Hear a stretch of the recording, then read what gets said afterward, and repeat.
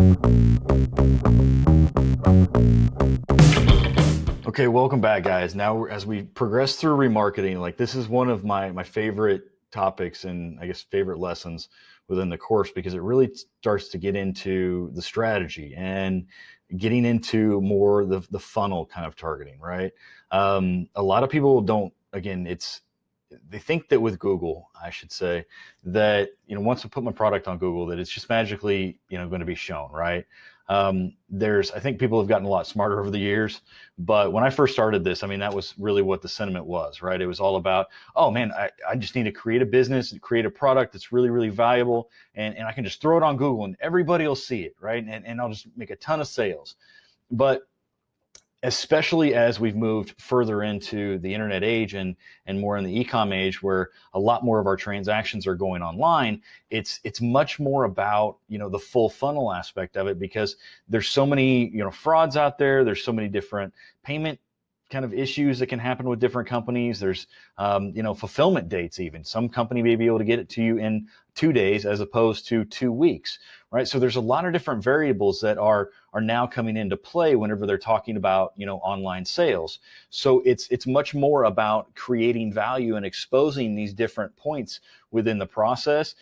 Hey, this is my product and I can solve for problem A, right? And then they're like, okay, cool, I've got problem A, so I'll click on it, right? You go in, it's like, oh well, it's really expensive, or I can't do it right now because I need to wait until I get paid in a week, or I'm not sure. I saw maybe one over on Amazon. Maybe I'll go check over there, right? So then that next step is that research phase, right? And the research phase is twofold. It's about exposing additional value points about your product and more of the details and insight into the value of it, and then also just more of the features, right? And hopefully you can also do more of the benefit selling like we've talked about in the previous ads module, because those benefits are really what's going to key in on the emotional aspect of your client, right? How it can particularly solve a problem and what they'll benefit from it, right? Getting to spend more time with the children, not having to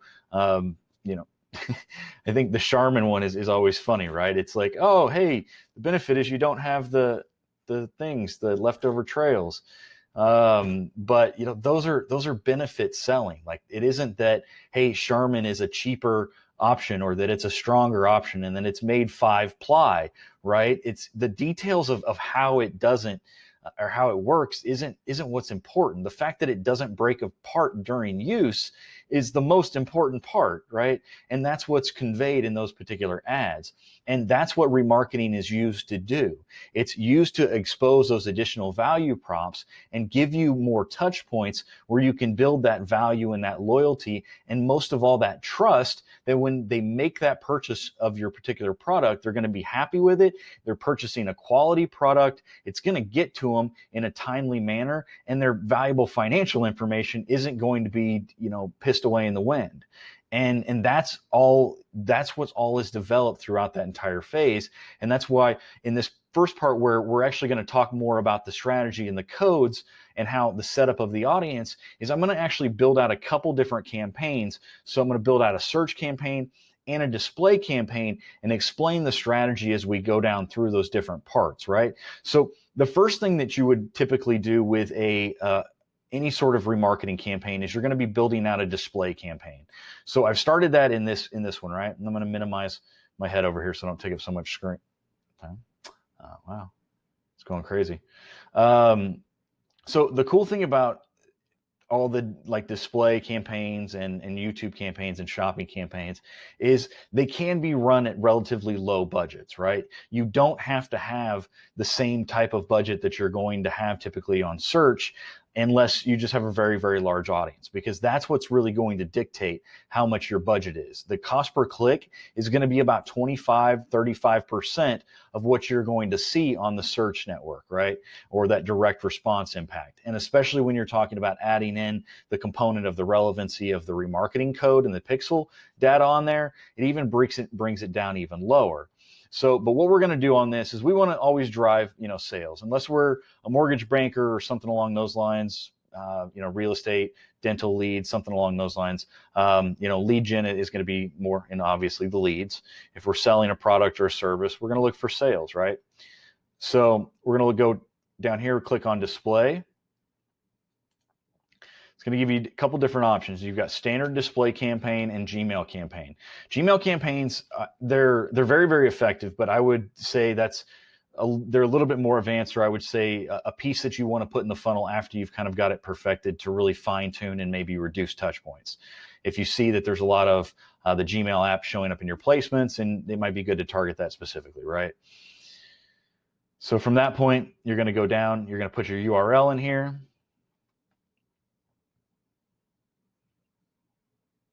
It's going to move to the next one. Again, you always want to stick to your same naming convention.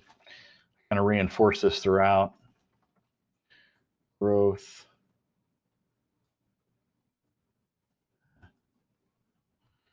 Display.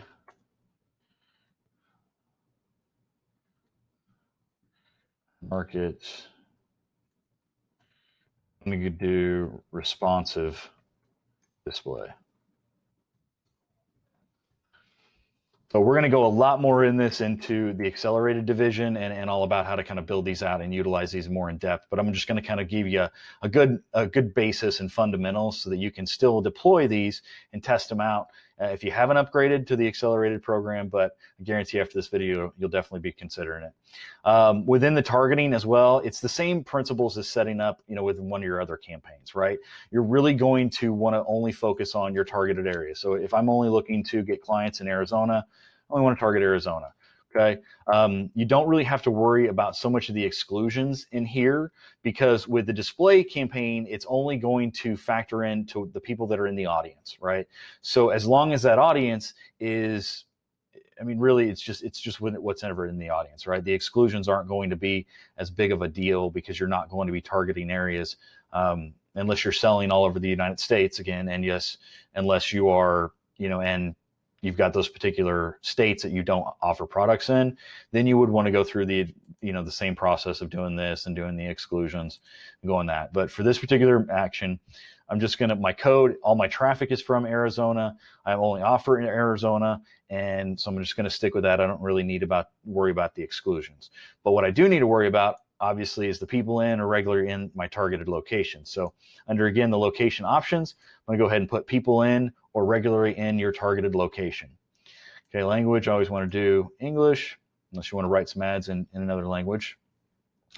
Bidding, again, this is something where you can do conversion bidding, you can do viewable impressions. Conversion bidding is pretty good for a lot of these. If you have a really, really strong conversion rate, right? If it's something where you don't have a really, really high conversion rate on it, and it's going to take a lot of money in order to even get the first conversion on it, then you might want to consider more of the impression-based.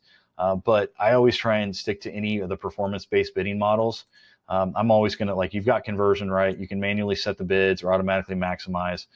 Don't choose automatically, because it's going to probably throw significant numbers out there that aren't going to be profitable, right? I've tried some of their strategies in the last few weeks of these newer ones, and they still need a little bit more caveats and barriers, right? So when this ad automatically maximize, I can set a target in here, of what that CPA is. Let's say I want to do $25, and that's going to let it go above and beyond if you set the target in there. So if you are going to go and let them do any sort of bid management at all, then definitely make sure you're putting in there, always pay for clicks. And then you can do manually set bids, right? And that you'll set at the campaign level and the ad group level once they're in here, right? If I want to do an account wide conversion set bidding model, $25, which when I'm usually doing CPA bidding, I'm usually doing it campaign wide. Okay. I've done some ad group level campaign bidding before, or CPA bidding, but it just doesn't have enough data a lot of times to really be optimized at the optimal rate, right? So that's why I'll typically go with a CPA at the campaign level, and depending on what the strategy is, how closely the products align, I might go to a campaign bid strategy or an account bid strategy where I use a portfolio bid, right? And we talked about those, how to use those and set those up. This viewable impressions, again, bid on viewable impressions. It's a CPM bidding, right? And so it's not performance based. It's just if you show up. And if you're not bidding high enough, those impressions may not be in the best positions, right? They may not be above the fold even. So always stick to the performance based models. If you do, conversion value, we went through that and, talked about like ROAS value is one of the options in here. And like you can do, 500%, right? Or let's say it's a display campaign and I want to get 300% of my money. So that's going to be the difference between conversions, where you're actually going to set a manually target cost per acquisition. With the manual set bids, you're going to do it at the campaign level. With the bidding, the conversion value, that's more on a ROAS bidding. So if it's conversions, CPA; if it's conversion value, ROAS. So as you go down through that, we'll set that at 300. Let's do $1 so I can get this going. Always set accelerated delivery. So the next thing, you have all these nice little additional settings, advanced settings, right? Ad schedule, ad rotation. The ad schedule is one thing I wanted to speak about because I don't really match it up to what the campaign that delivered the pixel data came into, right? Because the reality of it is, at least if I'm an e-commerce store or I'm a lead gen type of scenario, right? Because if my customer's looking for the particular product and I can pixel that and track them according to that pixel, then I should be there whenever they're looking for it. Okay, so the ad scheduling is something I don't really find, unless you find that you're just getting a lot of clicks and you're not able to convert them based off of looking in the report and the hour of day report over here. And unless you're really able to drill that down, that you're seeing unprofitable hours. Like I said, I'm always about the opinion that if they're looking for your product or your service, then you should make every feasible attempt to be in front of them, right? Now, again, when you go down through here, it gives you the ability to do start, end date, devices. The cap frequency, this is something that you really, really want to kind of pay attention to, okay? This is more of an advanced setting, and it's going to be on the display side and the YouTube side. You're not going to be able to cap frequencies on the search side, but this is something, whenever you're talking about frequency capping, it's very much, you want to be there when you're looking for it, but if you're there every single second of the day, then it can be annoying as hell, right? So you at least want to be there and form that top of mind awareness where you're making them recall your product and form that, attachment again once, maybe twice a day at most, right? If they actually engage with the ad, and this is where you have the limit impressions, right? Each ad group, or whole campaign to, 1 per day, right? Each ad group, ad is going to be more, maybe, if it's each ad group, 1 per day, right? So that way that you have multiple ads in there, you have 2 or 3 ads, that they get a different experience each time, right? That would be each ad, right? 1 per day, 1 per week, something along those lines. If it's an ad group and you only have, 1 ad, 2 ads that say pretty much the exact same thing, it's probably not really good to expose them more than once a day. And again, this also varies as you get further out on your audiences, right? So depending on whenever they first come off of your remarketing pixel, like you should really hit them once a day, right? Like this with each ad once a day, like hit them as much as possible, even 2 or 3 times a day, maybe, right? In that first basically 72 hours, you really have the best possibility of them converting. So you really want to kind of hyper focus and hit them a lot with brand recall and more injury to build value and build, loyalty and trust. And then out past that, maybe hit them every, like the ad group once every day. So that if you have 3 ads in there, they're seeing a new ad every 3rd day, right? Or they're seeing the same ad every 4th day, right? But they're seeing a new ad every day throughout that. And then once they get out past 30 days, then maybe you're just doing a little bit of brand recall where you're showing them an ad once a week, right? Where we're changing this, and it's, I'm going to show them each ad once a week, right? Or even once a month, right? It's all going to be where you're going to start kind of dissecting this within your analytics and also just your overall response rate. If you see that your ad engagement is at a 30% rate whenever you first start on those first few days, then that's great, right? And then you see it start tapering off. Well, that's what you want to avoid. So you want to avoid that whenever on week 2 or week 3, when you show them the ad again, they still engage with it. They take the time to look at it. They have the impression where it's a viewable impression and so on, and they're not just buzzing through it, right? You still have those trackable metrics that you can actually go into and hyper focus or really just hone in on and optimize based off of, right? So these content exclusions are something as well. You don't really want your product to be showing up on, if you're selling baby toys, you don't really want to be showing up on, adult suited content. So sexually suggested, sensational or shocking, maybe profanity laced. You can segment this out, and this is under the content exclusions. Okay. Now the conversion, this is something you set at the account level, right? Now, as we go down through here, then we're going to select our audience, okay? This is where we actually get into the targeting on the display campaigns.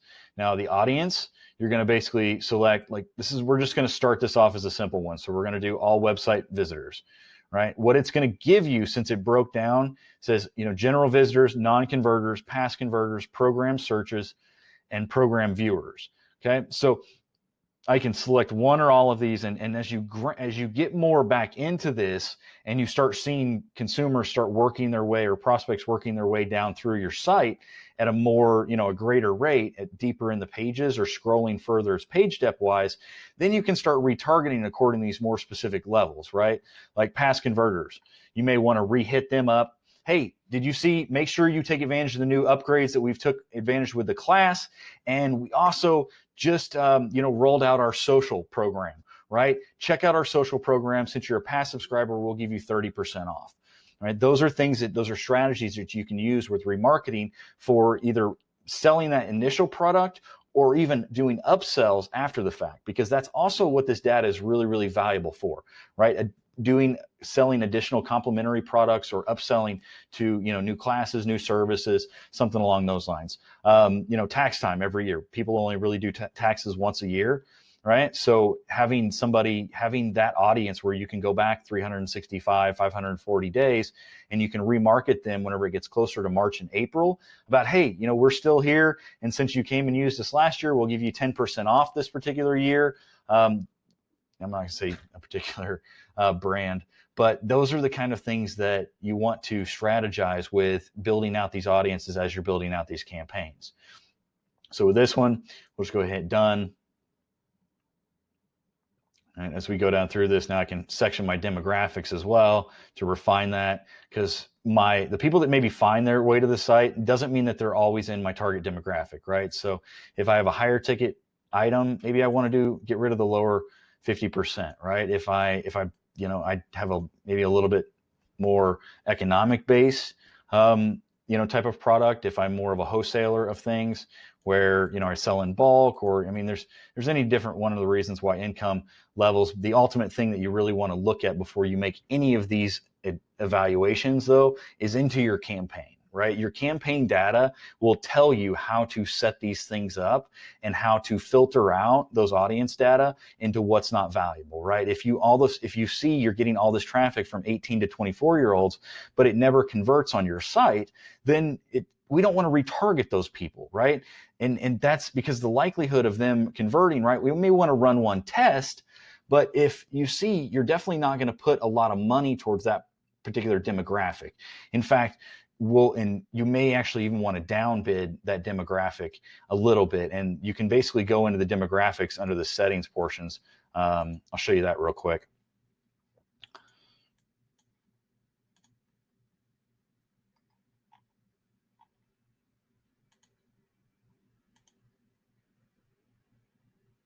So if you go into the demographics point, and pretty much all of these have this capability where you can either upbid them or downbid them, but you can do a bid adjustment, right? So if they're just a poorly converting person, right, I can downbid them. I can decrease the bid by 50%, right? So, if we want to look at, let's say, conversions, As you see within this particular campaign, like 18 to 24-year-olds, 25 to 34-year-olds, and 35 to 44-year-olds, they really don't do anything for me. So, I maybe want to downbid on them a little bit. I'll decrease in here by 15%, and I'll increase in, this age group, right? So it's one thing to think about in ways that once you put these different demographics in here, how you can actually manipulate them a little bit. Okay.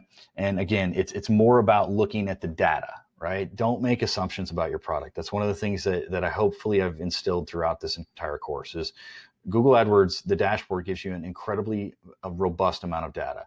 And if you're utilizing it and paying attention to it, and you're not as on a bunch of different tangents where you have clear data where you can formulate these kind of trends and you can see those numbers in there, then you can make some very, very valuable decisions whenever you go back in here to retarget these people or even upsell them, as looking in the search terms or even looking at what pages on your website they're interacting with more can really help you develop your audiences to make sure that the message and products you're positioning back in front of them are there to find, they're going to solve the solution, right? They're going to key in on that pain point and they're going to be able to, convert. And as you go down through these, even targeting expansions, this is really, really important, right? Increase your reach based on positive targeting and the settings selected above, right? Added reach, weekly inquest. So not enough data to estimate performance. Then what this reach calculator is, right? More reach or off. What this is going to do is this is basically like Google's new throttle on their what used to be called enhanced click, right? It used to be enhanced targeting, or there's also the component that we talked about that's observation versus targeting. So this is their way for you to kind of have a throttle on how wide they go within the targeting. And what I mean by that is like it's going to say if I'm talking about sports, right? Then if we have it more reach, then let's say I only sell men's sporting goods items, right? And I have my campaign and we have it on limited reach here. And then what it's going to do is it's going to go out to like ESPN, right? Sporting goods sites. It's maybe going to go, the furthest it's going to reach is going to be like, Men's Health. Because it's just not going to be a whole lot of, it's not unleashing the potential. It's not really unleashing the Google hounds on trying to find the different targeting. But if you put way up here to more reach, right? That's going to like go to like a Cosmo article about men's sporting goods, right? And what you should buy your husband for Father's Day. Though it's going to reach way out there, okay? And that's what you need to be mindful of. And I always kind of keep it down here a little bit lower. It's honestly a new feature. So I haven't really got a whole lot of data to tell you how accurate it is or how wide it is, but I always kind of keep it down a little bit low, below this halfway mark. Just because I want to still control and ideally make a lot of the optimizations myself. So the next thing you're going to run down through here is you're going to do your create ad. Now, if you just want to come back to it or copy and paste ads from a different campaign, you can create ads later, but we're just going to go ahead and create an ad. We're going to do the responsive display ad. So how these are going to show up, right? The creatives that you need for all of this is you need up to 5 headlines, right? You have a long headline that's 90 characters and you have up to 5 description lines. And then you have your business name. Okay, so what it's going to do is you're going to see over here how these are going to show up, right? So let's throw some images in here real quick.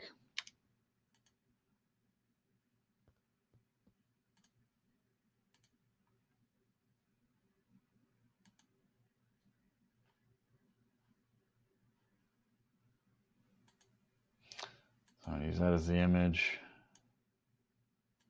Continue. Save.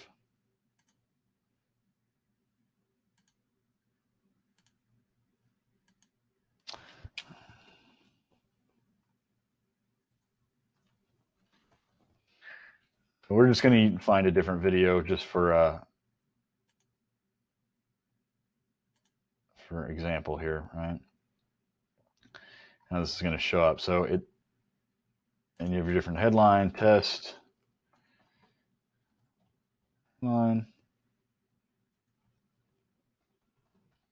and 2,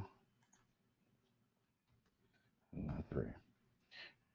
You go 4.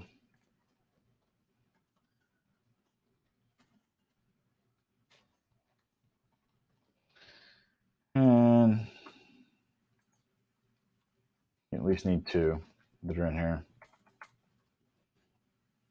And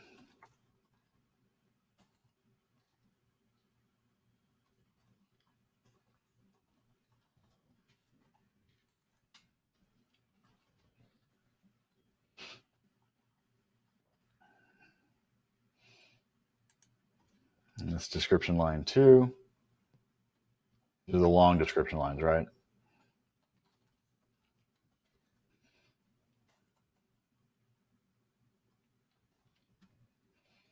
I've got my description lines. You can do up to 5 there. They're 90 characters. If they're not 35 or 30 like the old ones used to be. And then do growth. And then you have some additional options down here that you can throw in here, call to action text, right? That's always good to have. You can create it. So let's learn more. It's going to be like a button on there, shop now. These are the different options that you have for it. And before we get into that, before we add it to the ad group, I want to just kind of show you how these look, right? Now, ad strength, it just shows the average. It gives you kind of a check, I guess. It gives you some pointers on how you can improve it as well. This is what it's going to look like.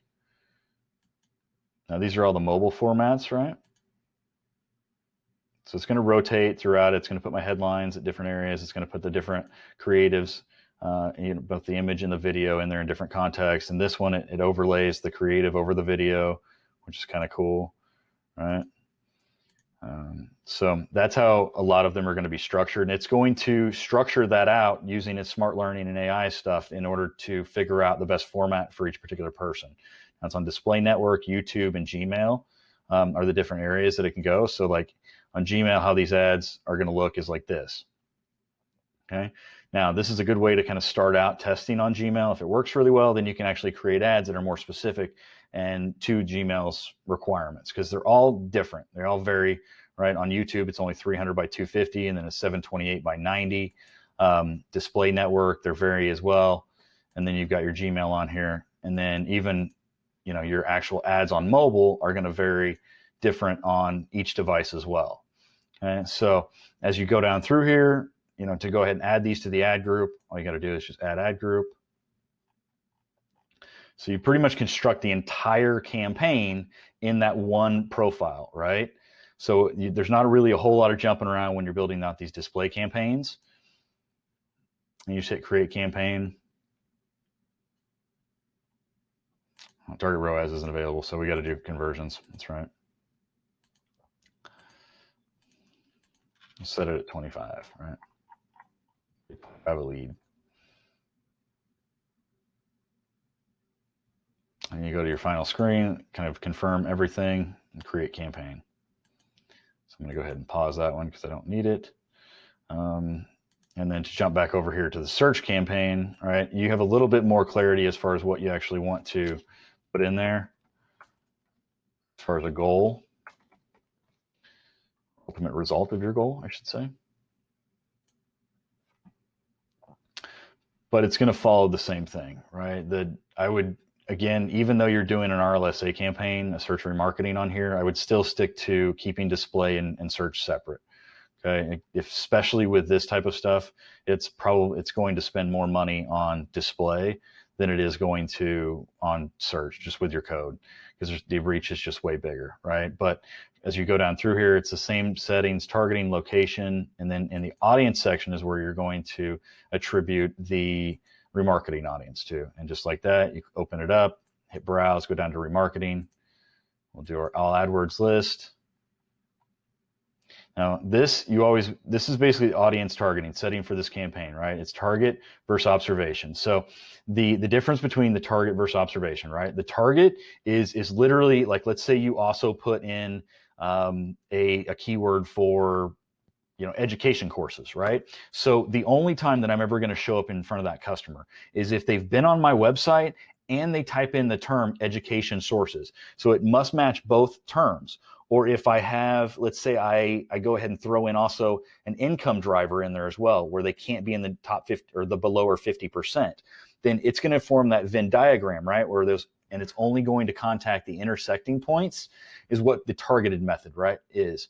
The observation method, it picks them out individually. Now, it's not going to pick out the demographics. It's not just going to find every woman out there in the higher income rate and every man in the higher income rate and target them.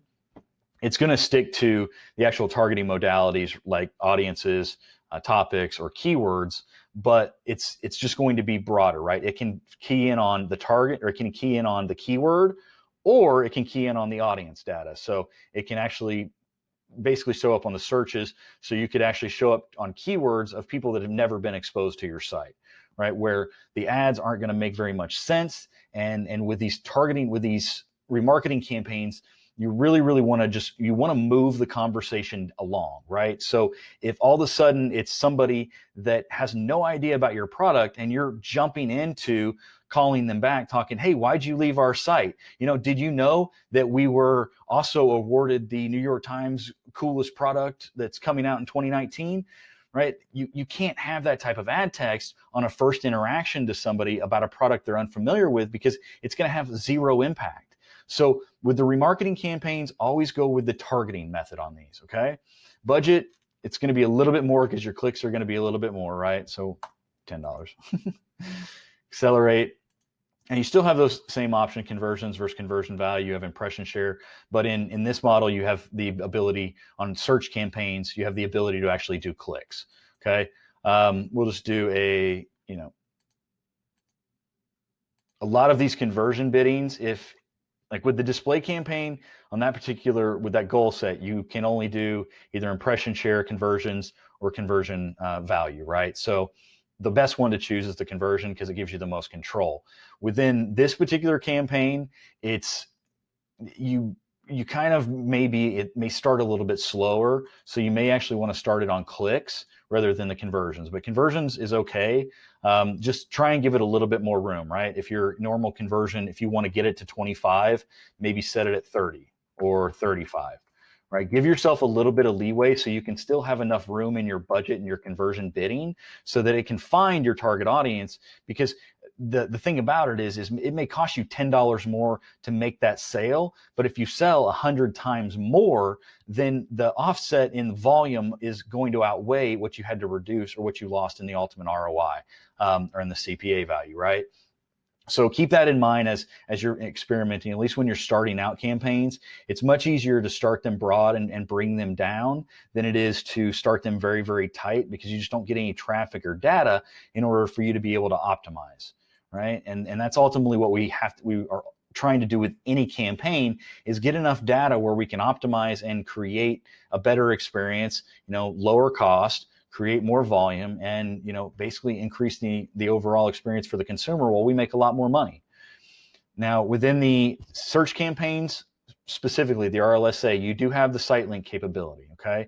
You don't really have that unless whenever it goes to display, and it's only on on certain ad types, which they don't really ever show up. So we're not going to mess with those right now, because I just want to skip past here and go a little bit more into what we're talking about with the keywords and the different